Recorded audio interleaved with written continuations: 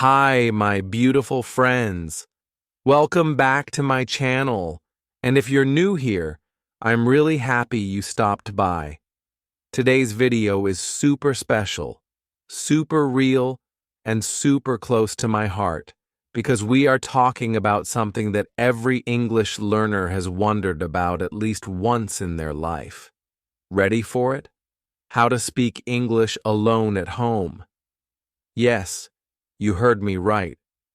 Now, you may be thinking, wait, how can I speak English if I have no one to talk to? I know exactly how you feel. That was my situation too. I was passionate about speaking English. I wanted to sound confident, fluent, and natural. But the biggest problem? I had no one to talk to. I was just a girl in her room, trying to talk to herself and sound like an English speaker. It was weird, awkward, and sometimes even funny. But here's the thing. Speaking English alone at home actually works. And not just a little, it works a lot. If you do it the right way, with the right mindset, you will start thinking in English, dreaming in English, and speaking fluently even before you realize it. So, grab a drink, get comfortable, and listen closely because I'm going to share everything I know. My real techniques, my mistakes, my small wins, all of it. And by the end of this video, you'll feel ready to start your own English journey from the comfort of your own room. Let's dive deep. So how do you speak English when you're alone? Step 1. You stop waiting for someone to speak with you. Seriously, you don't need a partner, you don't need a native speaker, and you definitely don't need to move to an English-speaking country. What you need is you, just you, your voice, and your willingness to sound silly for a while. That's how I started. I remember one day, I stood in front of the mirror, and I said, "Hi, my name is Sarah. I like coffee." That was it. That was my big moment. It was short, awkward, and honestly, I laughed at myself right after I said it. But I kept doing it every day. I added a little more. I started describing what I was doing, like, I'm brushing my teeth. I am making tea. I am sitting on the bed. I feel sleepy. I want to watch a movie. Simple? Yes. But that's the magic. That's where the confidence grows. Think about it. When you were a baby, you learned your mother tongue by hearing simple sentences over and over again. Not grammar rules, not long vocabulary lists, just simple sentences repeated daily. That's what you have to create for yourself at home. Here's what worked wonders for me. I created an English world inside my room. How I turned my everyday life into an English class.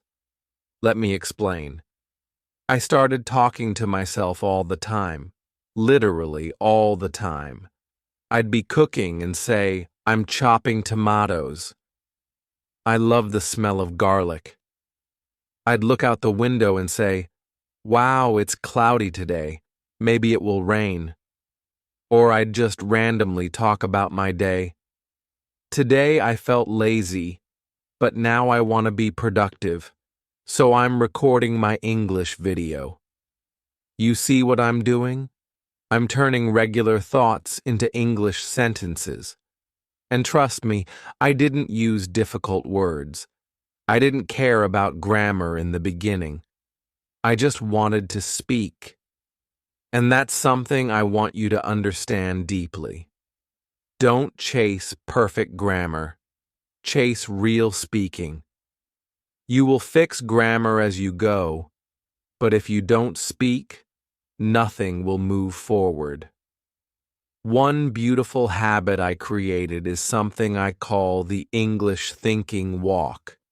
Every evening, I'd go on a short walk just around my house and talk to myself in English. Not loudly, of course. Sometimes I just whispered, sometimes I moved my lips without a sound. But I kept forming English sentences in my mind, and it changed everything. I started becoming comfortable with English. It became a friend to me, not a scary subject from school, not something that judges me, just a friend I speak to every day. Now, let's talk about mirror practice, the best, freest speaking partner in the world. Your mirror doesn't judge you. It doesn't correct you. It just shows you, you. And that's all you need. When you look in the mirror and speak, you become more aware of your body language, your facial expressions, and your tone. That's what real communication is all about. So, here's what I used to do. Every night, I'd stand in front of my mirror and speak for 5 minutes. Just 5 minutes. Sometimes I'd talk about my day. Today was boring. I woke up late. I didn't do anything special, but I feel okay. Maybe tomorrow I will do something better. Sometimes I'd talk about dreams. I want to travel to London. I want to speak to foreigners. I want to work in a place where English is important. I believe one day I can do it. This little routine made me confident. Not perfect, just confident. And confidence is more important than perfection. Another technique I want to share is shadowing. Have you heard of it? Shadowing is like copying someone's voice in real time. You take a video, maybe a movie scene or a YouTube interview, and you repeat what they say almost at the same time. You copy their tone, their style, their pauses. It's like being their shadow. This is so powerful because you start sounding like native speakers without even trying too hard. You learn how natural English feels, and once you feel it, you can speak it. I used to shadow my favorite English vloggers. I'd listen to them, pause after every sentence, and say it out loud. Sometimes I'd even record myself and compare. It was fun and, honestly, sometimes hilarious. But it helped me train my tongue, my ears, and my mind to work together. Now let's talk about one more beautiful method: creating your own English diary. But spoken. Yes, a spoken diary. Every night I'd take my phone, open the voice recorder, and talk for 2 to 3 minutes in English. I'd talk about my day, my feelings, what I ate, what made me smile, what made me sad. I felt lonely today, but I tried to stay positive. I watched a funny video. It made me laugh. I didn't do much, but I'm grateful for this peaceful day. And I never showed it to anyone. It was just for me, my English voice. And over time, I saw how my confidence was growing. Here's a fun idea you can try: pretend phone calls. I used to pretend I was on a phone call with a friend. I'd walk around the room and say things like, "Hey, how are you?" "Oh, really? That's amazing. I watched a movie last night. It was so good. Okay, talk to you later. Bye." It sounds silly, but it's amazing for building fluency. You're practicing real conversation style, the kind that actually happens in life. Now let's be real. You might feel shy doing all this. You might feel weird talking to yourself. But please remember this: You are not crazy. You are growing. Every big thing starts small, and speaking English at home is the most powerful small habit you can build. No one is watching you. No one is judging you. Use that privacy as your power. Use your alone time to build your voice. And if you ever feel stuck, just repeat this to yourself. I don't need to be perfect. I just need to keep going, because fluency comes from consistency, not talent. Let me share a personal secret with you. The reason I learned to speak English wasn't because I was smart.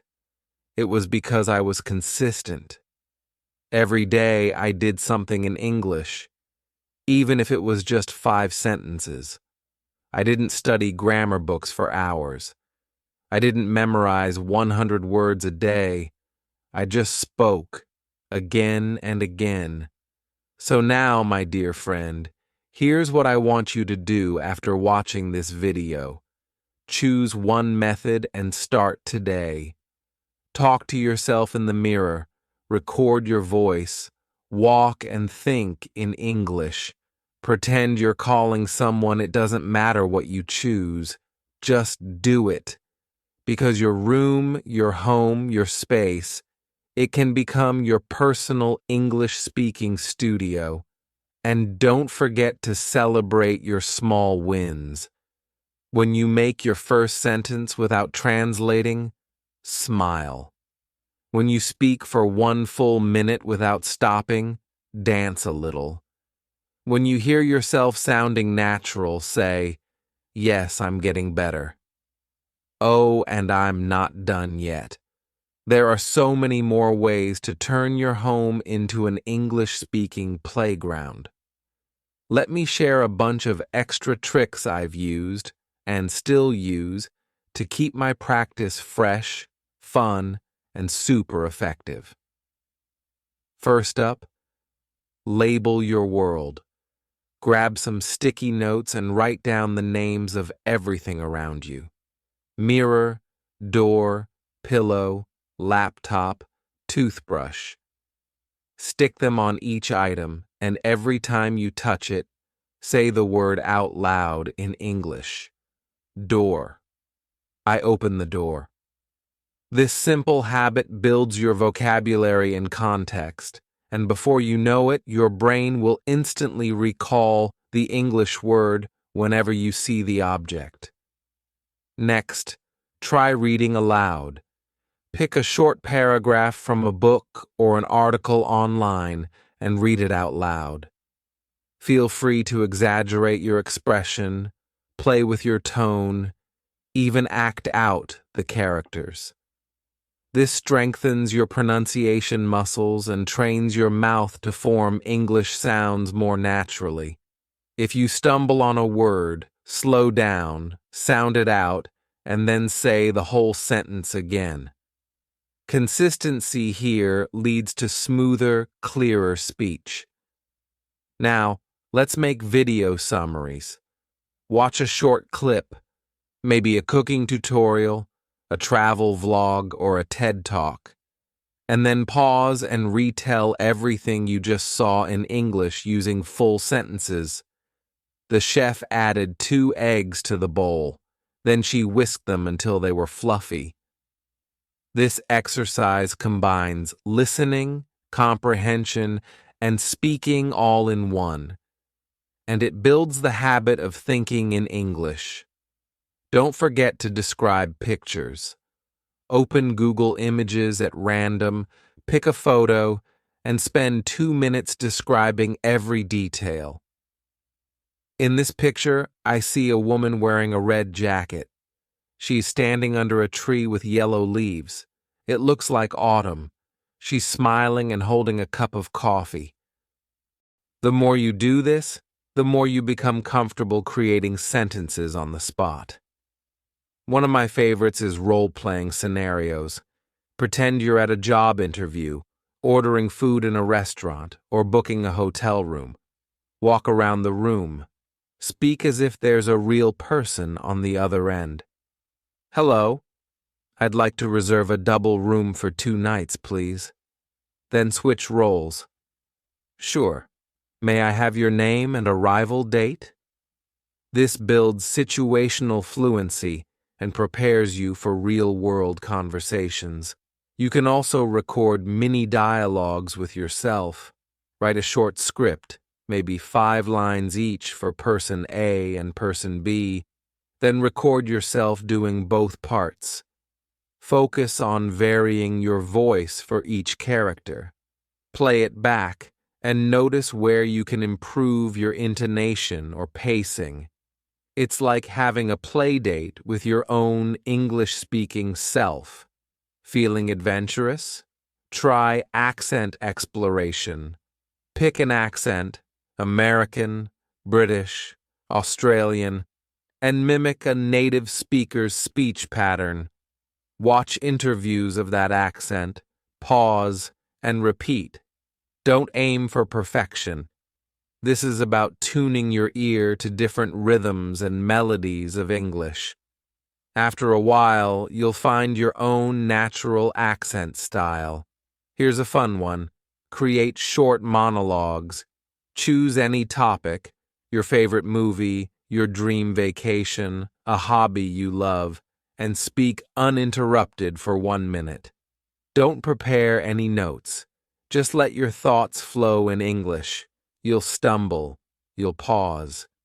But that's gold. Those pauses are your next targets for practice. If you like using apps, look for speaking prompt apps. Many give you random questions like, what would you do if you won $1 million? Answer them on the spot. Record and replay. It's like speed dating with English topics, and it trains your spontaneity. To push yourself, start a 30-day speaking challenge. Day 1. Introduce yourself in English for 1 minute. Day 2. Describe your breakfast. Day 3. Talk about your favorite childhood memory. By day 30, you'll have spoken for over an hour cumulatively. And that's huge progress. Although you're practicing alone, you can still find online voice communities, voice chat lounges, where people practice languages via audio only. Listen, speak, laugh, and learn from real people, but from the comfort of your home. Another secret weapon is an error log.